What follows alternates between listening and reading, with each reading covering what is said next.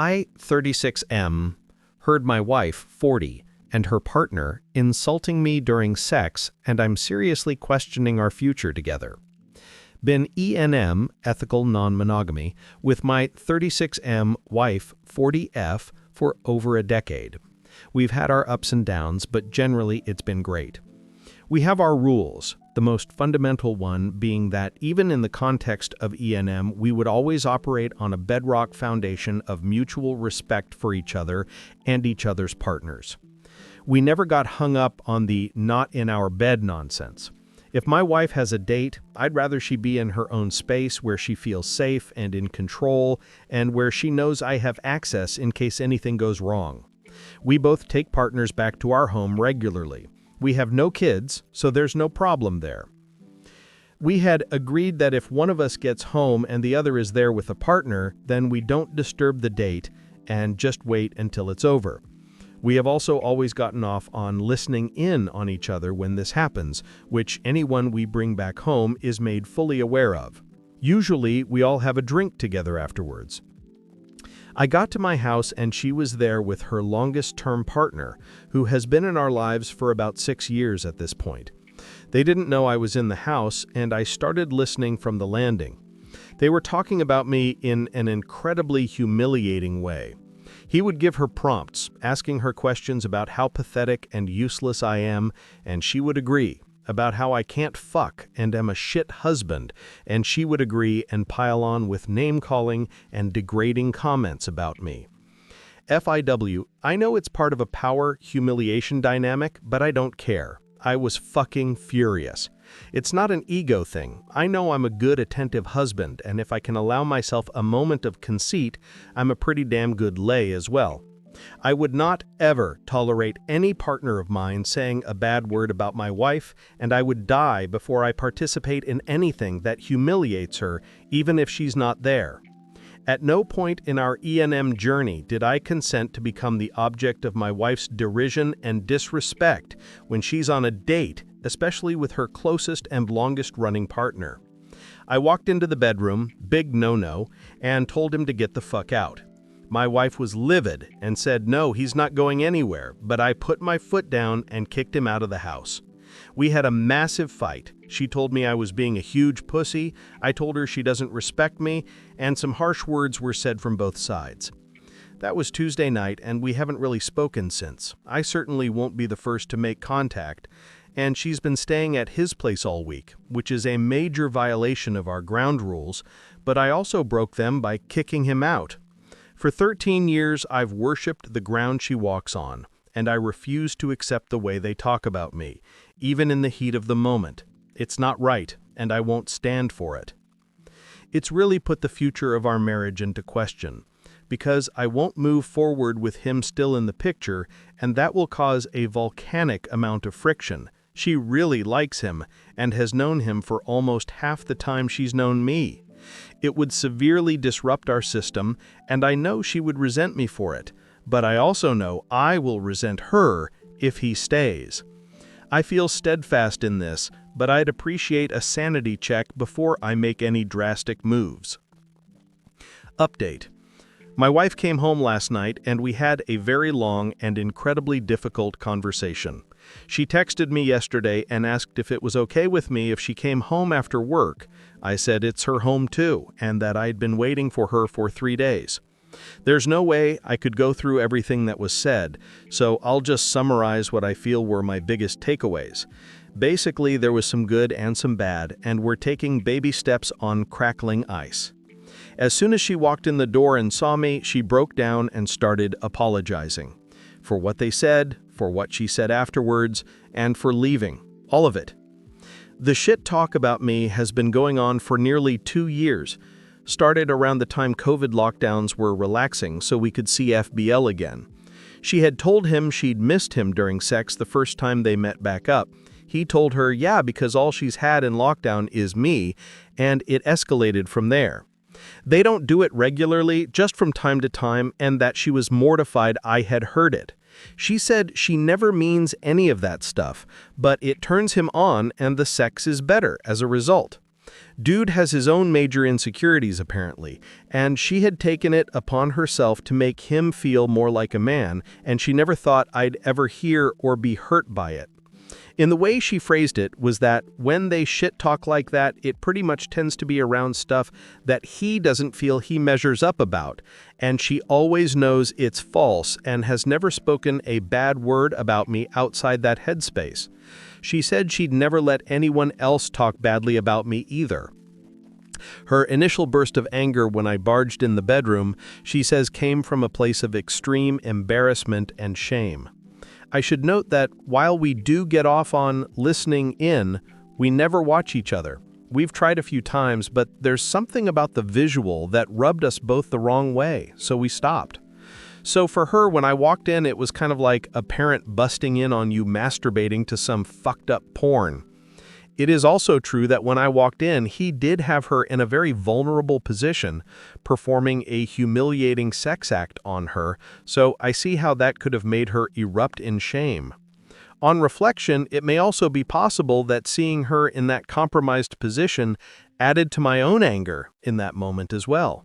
She was also feeling embarrassed on behalf of the guy, that she wasn't able to provide a safe place for him, and blamed me in the moment for embarrassing them both. This also fueled her defensiveness afterwards and her refusal to back down or concede anything. She had made her feel like a whore, apparently. She apologized unreservedly for not acknowledging my feelings on the night and for not apologizing straight away. She regrets the things she said during our big fight and that I was totally right to feel the way I did and that she was just feeling humiliated and cornered, that she knows I must have felt even worse. I asked her if she loves him. Of course not, she says. They have great sexual chemistry and she cares about him a lot, but they would never be compatible in real life, and not once has she ever contemplated a future with him. It somehow upset her that I would think that. However, she confessed that she has known for a year that he has been in love with her since at least before the pandemic. He tells her frequently, but she never says it back. She said that it made their time together more intimate and enjoyable, and since she knew she could never reciprocate his feelings, it wasn't a threat. She's made it clear to him plenty of times that a future between them wasn't on the cards. This part has been really difficult for me to process. She said they would stop that kind of talk going forward. I said, not good enough. I want him out. She started crying and said she feared I would want that but hoped I wouldn't. She asked if there's any way they might be able to continue. I said she could hang out with him all she wants, but she'd be doing it as a single woman. She cried, but she agreed to break things off. She asked if they can meet up one more time because they never got the chance to say bye. I agreed on the condition that they leave me out of it and that she makes it clear to him that that will be the last time they ever even speak. Any further contact of any kind after that will be the end of us. I should also note that in our subsequent fight that night, at one point I did say something like, well, why don't you just fuck off to his place? Then, in a rhetorical way that you sometimes do in heated argument. And in a moment of pettiness, she said, fine, I will, and packed a bag and went. She spent the first night with him out of spite, but they did not have sex, and she would not have stayed any further nights, except he went away for work, so she had his place to herself. Out of pride, she was holding out and waiting for me to make contact before coming back, just as I was. We had to take around a half-hour break when I told her I had gone as far as making an appointment with an attorney for next week. She didn't handle that very well at all and had a severe panic attack. She said she never imagined that would ever be on the cards, and that she would have come home days ago if she thought I was even remotely thinking about it, that she can't imagine life without me. Finally, I asked her how I'm supposed to believe the things she's telling me or if she's full of shit. She said she promises she's being truthful, and she's never broken a promise to me before, which is true. So I'm inclined to mostly believe her explanations, but there's still a lot of things I need to work through, process, ask about, and convince myself of. We decided we would close the marriage for a couple of months to focus on our own relationship and then reassess. I've canceled my meeting with the lawyer and we're going to go to counseling. Any suggestions on how to find E&M-friendly therapists would be helpful. I never thought we'd ever be here, so I have no idea where to start looking. She offered to close her side unilaterally and let me keep seeing my partners, but this is about both of us. I'm not interested in having her punish herself for the sake of it. I still have to figure out if, 1, I really fully believe what she told me, and 2, if I'm satisfied to continue. I'll take our time while we're closed to make up my mind. It'll be tough, but I'm willing to at least try and work on it. I've been steeling myself for divorce all week, so that's the mindset I've been in, and I acknowledge that I owe it at least to the relationship we had to give it a hard try. Edit. A lot of you in the comments have been asking why I would ever allow one final date between them, especially a private one. I've given some explanation in replies, but I feel it might be worth expanding on. Believe me, I've considered a lot of the same things that you've mentioned. Why would she even want to? Does she really not love him? It's only adding to the disrespect, etc. The main reason I'm agreeing to it is counterintuitively to give our marriage the best chance going forward. I don't want there to always be the chip in her head of, I wish we had one last day, on top of whatever other resentment she might already feel from having to break up.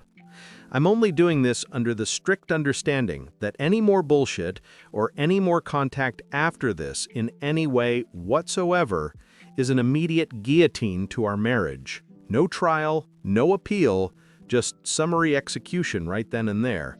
There's no way I could have made this more clear to her. So, the balls is in her court.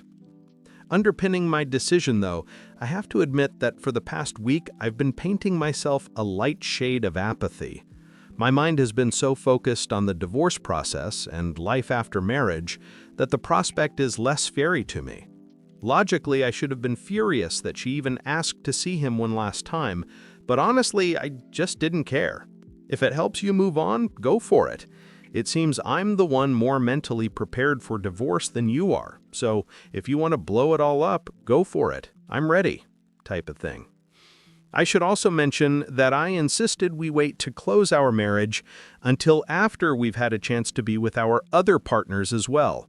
Don't know if that's good or bad, maybe it's bad, but not only does that give me a chance to meet with my FWBs for one last time for God knows how long, she's not the only one with attachments to other people, but it also means that his memory is diluted. He won't be the last other guy she gets with before we hibernate. Maybe that's petty or counterproductive, but fuck him. They're meeting up tomorrow, and she has made it clear to him that this will be the last time. If she wants to violate that pledge or any other, then I'm already 3 or 4 steps ahead on the other side, so I'm just not scared if it ever backfires. Part 3. Update. I didn't really plan to write another update, but a bunch of you have DM'd me asking about what's been happening, so maybe it's worth one. Firstly, we found an E&M-friendly therapist with some really good references, so we've gone to see her 4 times so far, which she said was a pretty intense schedule, and that she usually recommends weekly or bi-weekly appointments, but that given the crisis we are in, we would benefit from more frequent sessions in the short term and saving our arguments, fights, or discussions for our sessions with her so things don't get out of hand. We're officially closed now. We both saw who we needed to see, and it's just the 2 of us. The therapist said 2 months was nowhere near long enough, so we've closed indefinitely for now, and we'll see down the line when we open back up.